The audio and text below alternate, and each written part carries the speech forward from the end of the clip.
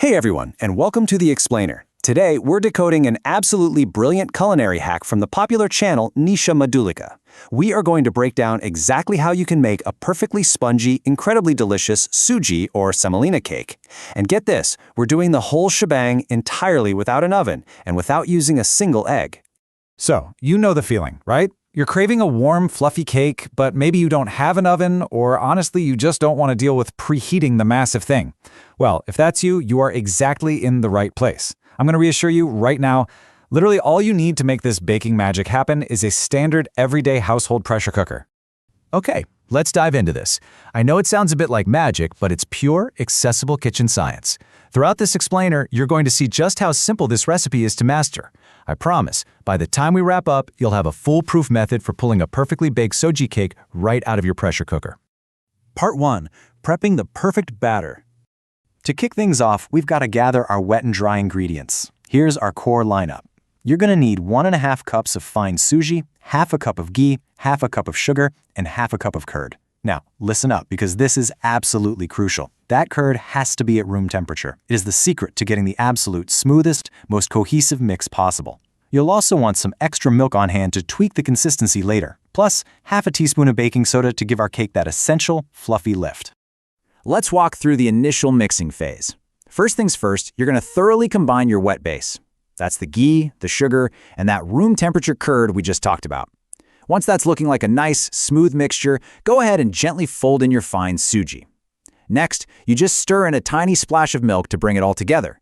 And finally, step 4, you simply set the bowl aside. Now, you might be wondering, why on earth are we just setting it aside? Well, this brings us to a massively important step, the rest period.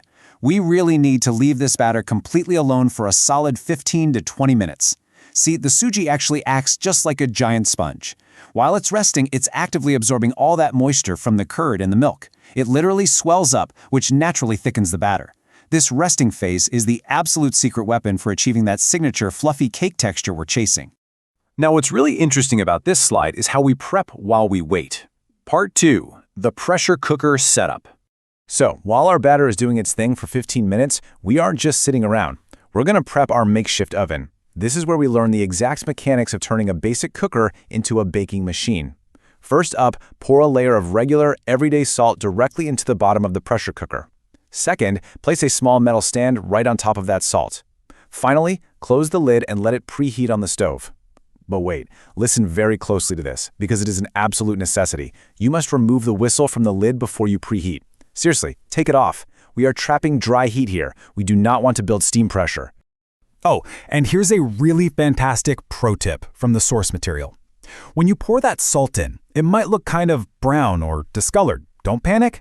This is just an interesting visual detail. It simply means the salt has been repurposed for baking multiple times. It's totally normal, it's incredibly resourceful, and I promise you, it won't affect the flavor of your cake at all. Moving right along to part 3, finalizing the batter and the baking process. Okay, so our cooker is preheating nicely and those 15 to 20 minutes are up. Let's get back to our rested batter. Now, because that suji soaked up all the liquids like a sponge, your batter might be looking a little bit too thick right now. If it is, no worries at all, simply add a splash more milk. You see, the consistency here needs to be just right, not too thin, not too thick.